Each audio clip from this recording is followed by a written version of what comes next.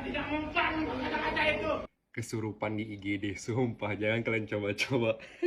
Halo, aku mau cerita. Jadi waktu itu lagi jaga malam di IGD, shift malam.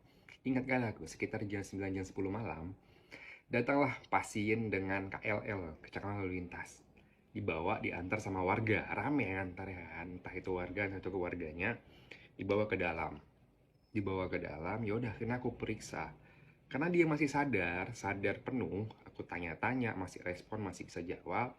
Pemeriksaan fisik segala macam, nggak ada patah, nggak ada trauma dalam, semua bagus, semua bagus. Bilang ke perawat, kak, tolong bersihin luka-lukanya. Memang ada luka-luka lecet lah ya, luka lecet di kaki, di tangan gitu. Selang beberapa menit, selagi dibersihkan, tiba-tiba perawatnya manggil, dok, ini pasiennya kok diem ya, kok tatapannya kosong gitu. Ya udah, aku datangin, kulihat. Memang tatapannya kosong, Pak. Kosong kali kayak. Cuman diem aja gitu, nggak respon lagi gitu kan. Persis kayak aku lagi nggak ada duit gitu, kosong tatapanku. Nah, akhirnya karena kita sebagai dokter ingin cari tahu penyebabnya apa, akhirnya aku saranin ke keluarga mau di CT scan, head CT scan atau foto kepala gitu ya gampangnya.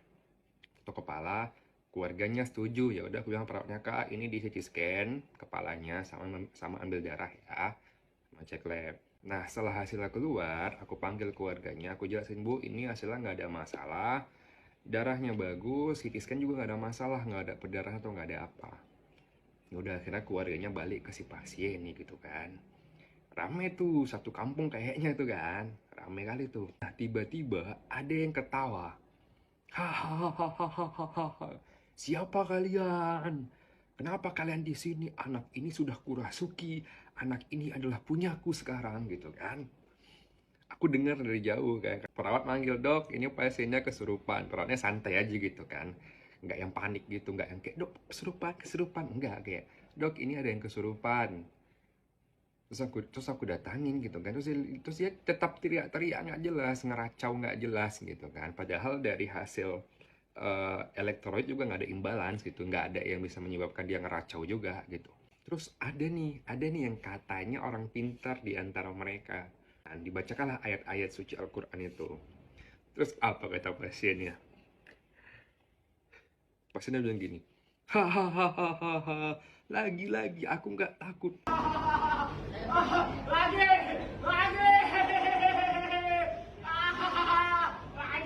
Saya tidak mempan kata-kata itu. Apa itu?